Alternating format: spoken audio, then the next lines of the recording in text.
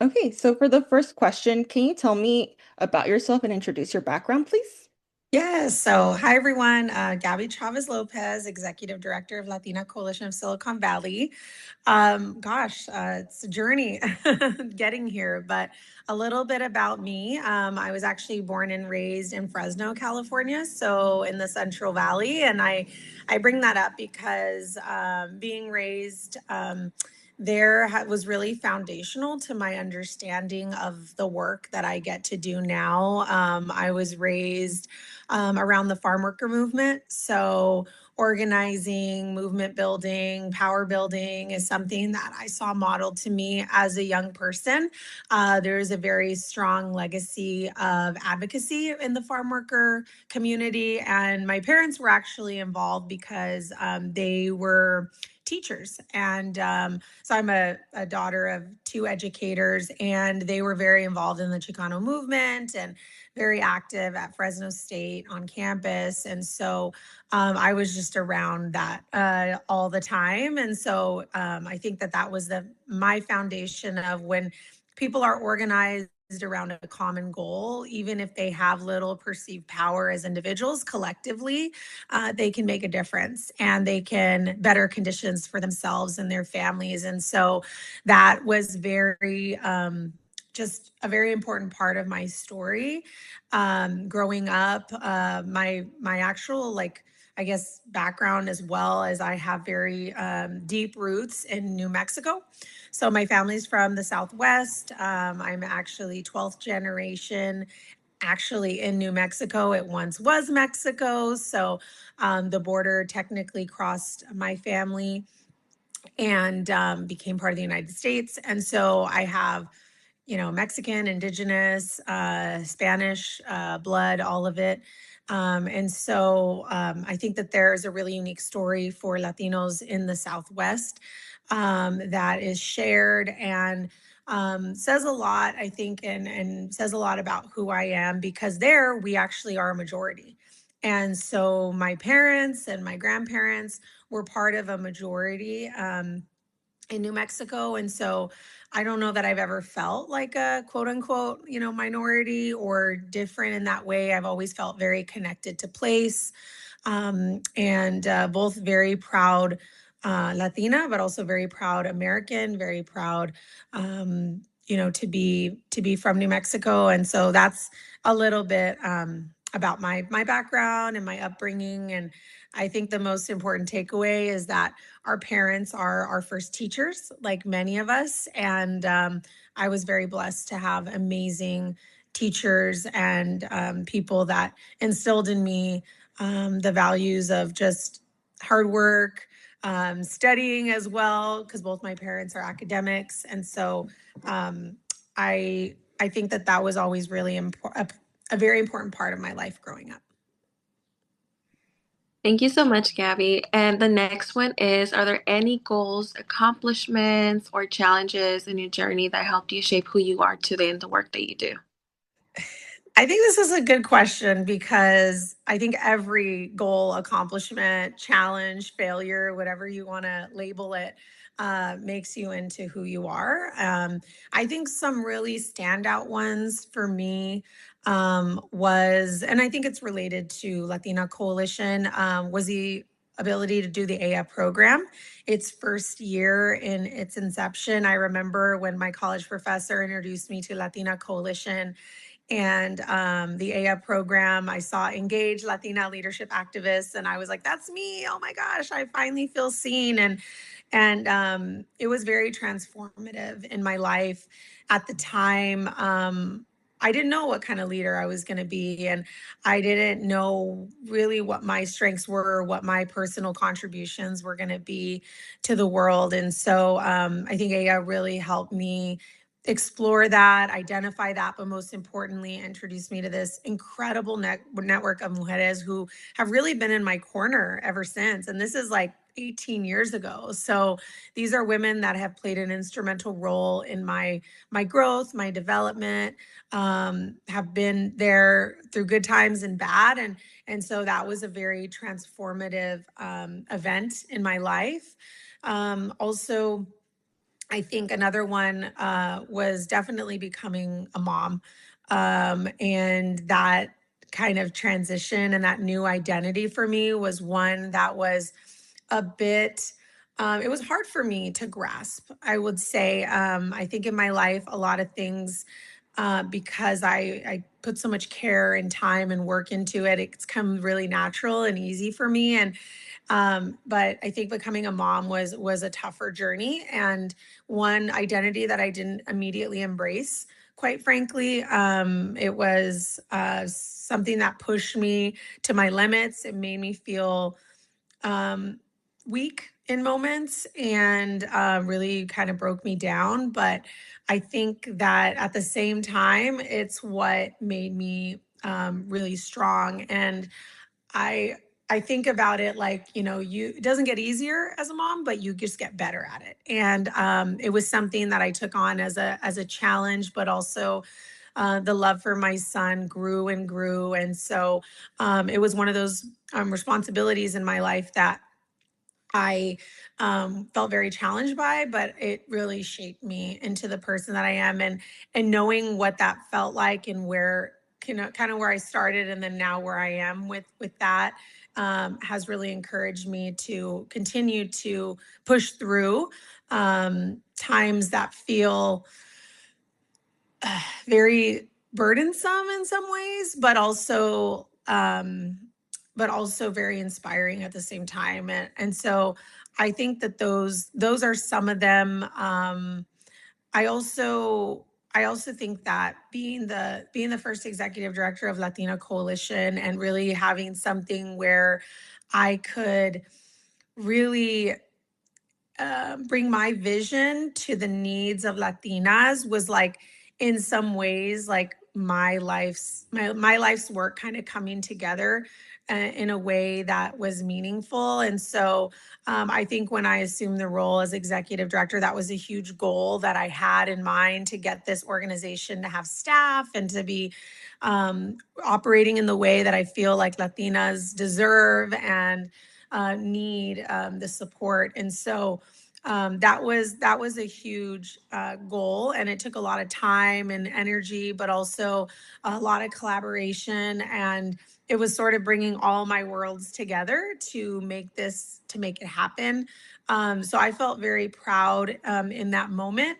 But I knew I don't know if you've seen where they have like the iceberg underneath, the people see the tip of the iceberg over the water and they just see the accomplishment, but like all that went on underneath and all the work and all the foundation of the conversations and the relentless consistency for being able to achieve a goal is something that I think I definitely think about a lot. And I'm really proud that now, we're at a different phase of our organization, but it was a big goal for me for a long time. And I think it was a big goal for the organization for a long time. So it wasn't just a goal personally, but it was a collective goal that the organization had always had. And to be able to achieve it in my time on the board was really exciting. So those are some like very pivotal moments, both good and bad, and they came with their challenges. But I don't think I really labeled them as good or bad. I think they're just experiences that have helped me grow, become a better leader, and really rise to the occasion. I think that's what those moments really call you to do. And in that rising, you change and you evolve and you get better. Thank you for sharing. Our next question is, what does community work mean to you, and do you believe representation is important? Yeah, so community work, again, as I was mentioning, is part of my lifeblood. I mean, it's in my DNA. My parents are both teachers. And so giving back to community and community work is something that I really take as second nature, and is something that's modeled to me every day through my parents and through the people who I surround myself with. It means listening. It means being of service, and you can't be of service to others unless you can understand what their needs are. So I think the one thing that I've really learned over time being in a leadership position is the importance of listening and informing your leadership by what you're hearing, right? And because that may change. That may change over time. One day it may be one thing, and a few days later or a few months later, it might be something else. So you really do have to have your finger on the pulse. You need to be in the community with the people, listening directly, not just looking at surveys or data. You need to be out there, involved on the ground, hearing from people, hearing from their livelihoods, their lived experiences. And that's one thing that I've always looked at is really the servant leadership model, and being a leader that is guided by your values and your principles, but more importantly, what you won't withstand and what you're willing to not put up with, right? And saying like, this is injustice, and I want to do my part to make it right, and finding other people to align yourself with that also are upset about the injustice. And so that's what organizing is all about. That's what collective power building is all about. And so, um, community work means all of those things to me, is working alongside the community, not in front of, not behind, but alongside, and letting people shine in their leadership as well. So taking a step back when times call for it, taking a step forward when the stakes are high, and you need to put yourself in that position, but knowing when is appropriate to lead and when is appropriate to support as well. Representation is extremely important. I think it allows people to see what's possible. I think it allows them to see themselves in your experience. And so, as a leader, being authentic about your journey, being authentic about the ups and downs of that journey is very important, because I think people can identify with struggle. I think people can identify with success and joy and all the things that come with leadership. But that having those proximate examples of things that can be achieved can be very inspiring. And so, um, representation is not only a gift but a responsibility. And so when you are in that position to represent, whether it be women, mothers, Latinas, Latinos, I think there's a huge responsibility in that, and that you show up and you model the type of leadership that you would want to see in others. And so representation is important, but there is the caveat of making sure that that doesn't supersede integrity or supersede somebody doing the right thing or leading by example. And so I think it's very important that that representation is quality, that representation leads with integrity, and that we hold those leaders accountable, because it's not enough just to represent. You really have to be looking out for the best interests of the communities that you are representing, right? So that's how I look at community work and also representation. Gracias por tus palabras. The next Mhm. question is, what advice would you give to other Latinas who may feel uncertain or afraid about starting their career journey? I think don't let perfection be the enemy of good. And by that, I mean, it's never going to be the perfect circumstances. You're never going to feel like the perfect person to do it. You're never going to feel like you have the perfect amount of resources, or the perfect website, or the perfect anything to get going. Just get started. And I think of it like brick by brick, right? Like when I went out and started really fundraising hard for Latina Coalition, we didn't have a flashy website. We didn't have a bunch of data. We didn't have all of these things, but we put together what we did have, and we presented that and said what we aspire to have, right? And so I think that a lot of it really goes back to just getting started, just doing that one thing that moves you closer to the goalpost. And confidence is a memory of past successes. So as you have these small successes along the way, you're going to start to build your confidence. And trust me, it took me a while to build enough confidence to put on an event for 1,000 people like we did for Futura Fest. But I didn't start there, right? I started putting on events for 20 people, for 50 people, then for 100 people, then for 1,000 people. So it was like little by little, I started getting more confident about the types of engagement and the types of events that I could be able to help, put together vision. And I think that those little pieces, brick by brick, start to build something concrete, and then you have a lot more to work with. But I think sometimes we let fear just drive us and hold us back. And so for me, my curiosity has always triumphed my fear. And so I think that that's been really helpful about like, well, what's possible? And like, what if I just try this out? I don't want to regret not doing it because I feel like it's the right thing and the right time to do it. And I'll give you one kind of big example in my life. I decided to run for office after supporting so many amazing women and men that have run before me. And so, I didn't feel completely ready. I didn't feel like I had it in the bag. I didn't feel like I knew all the things that it was going to take to win, but I did it anyway. And I got started, and it was incredible the amount of support and the people that stepped up that wanted to also see me win. And so I think that I put myself out there.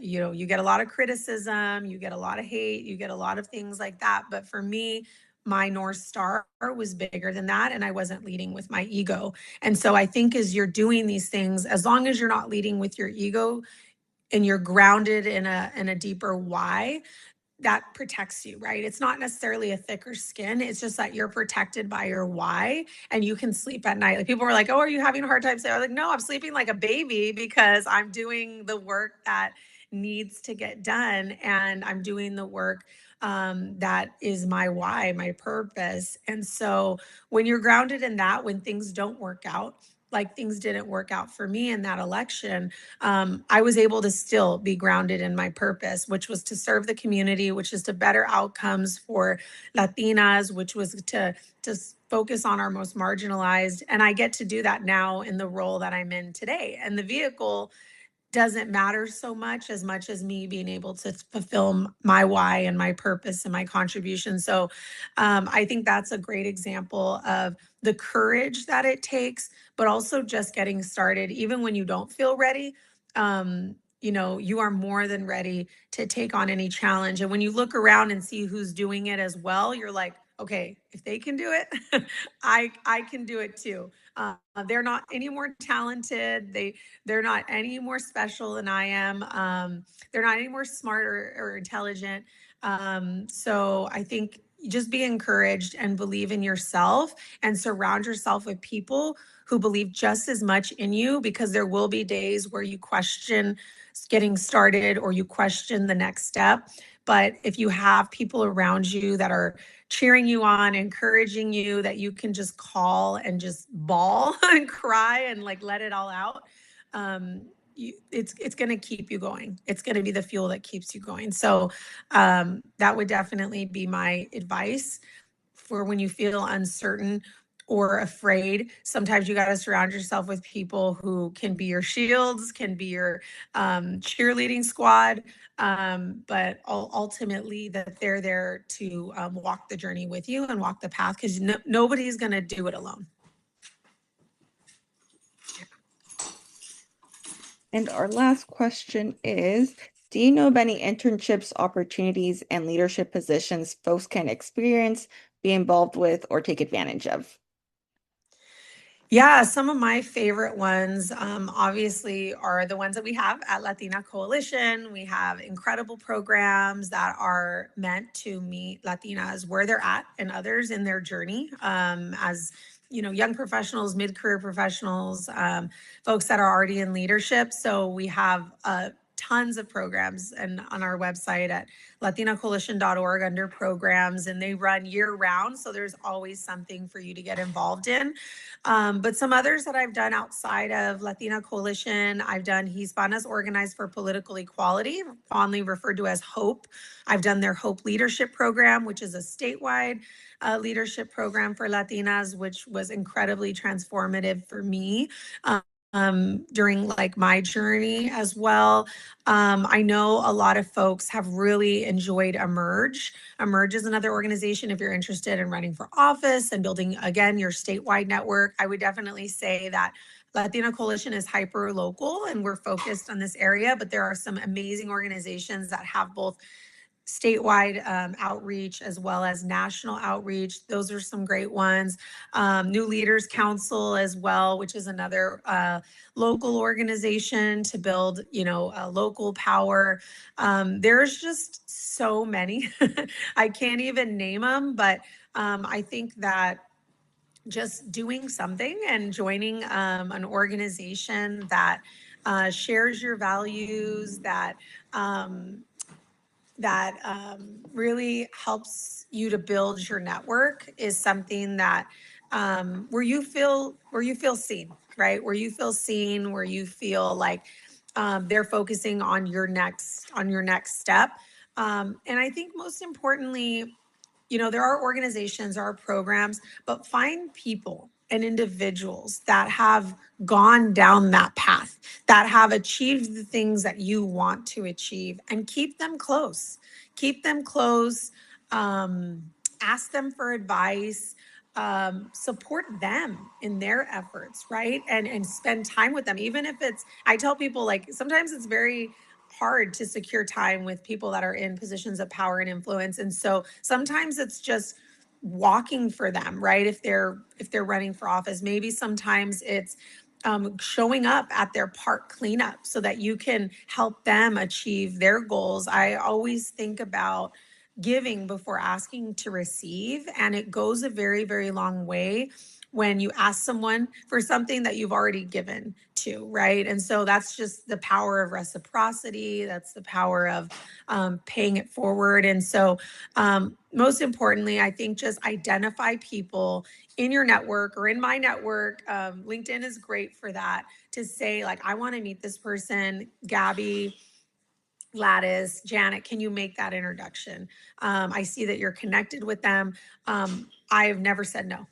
I have never said no. I asked the person for permission, but if it's somebody, you'd be surprised how honored people feel when someone wants to talk to them and ask them about their journey. And so I think that's a great way to start. Informational interviews. I probably every job that I've had has been some starting at an informational interview, and then they recommend me to someone, or they recommend me for an internship, because they see the drive, they see the openness, they see your persistence, they see your proactive nature, and they want to support that, right? So I think just you're always interviewing, right? You're always, just know that as well, is that you're always interviewing. Your people are always watching you, even if you're a volunteer, even if you're showing up to a committee, even if you're doing something as part of a program. People are watching, people are taking note, and people are looking for those standout folks that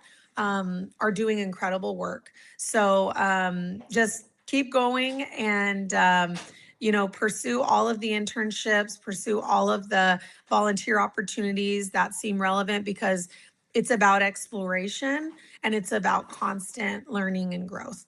And you're not going to be able to do that unless you put yourself outside of your comfort zone and take on new challenges and surround yourself with new people who you can learn from and who will hopefully support you.